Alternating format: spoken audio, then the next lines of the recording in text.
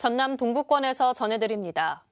올해로 73주기를 맞은 여순 사건의 진실규명이 지난 7월 특별법 제정으로 물꼬를 텄습니다.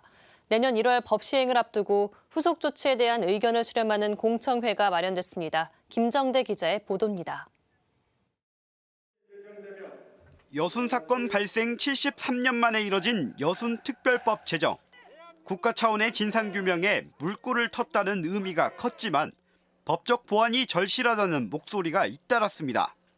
특히 법 시행을 한 달 앞두고 열린 공청회에선 핵심인 진상조사를 이끌 실무기구 구성과 관련한 의견이 제시됐습니다. 관련법상 실무진이 공무원으로 꾸려져 전문성이 떨어지고 사건 규모나 조사의 구성을 감안했을 때 조사 기간 2년은 한계가 있다는 지적입니다. 진상규명과 희생자 명예회복을 위해서는 민간 전문가로 구성되어진 조사기구 설치가 반드시 필요합니다.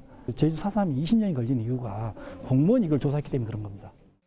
또 사건 발생 73년이 지난 만큼 희생자 중심으로 돼 있는 배상, 보상이나 의료 생활지원금 등 복지 혜택을 희생자 유족들에게 폭넓게 지원해야 한다는 주장도 나왔습니다.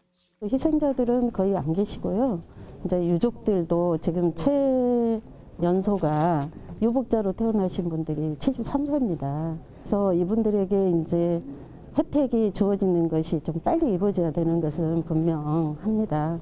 전라남도는 공청회에서 나온 의견을 모아 정부에 건의하는 한편 내년 1월 특별법 시행에 맞춰 조사위원회 지원 조례 제정에도 속도를 낼 계획입니다. KBS 뉴스 김정대입니다.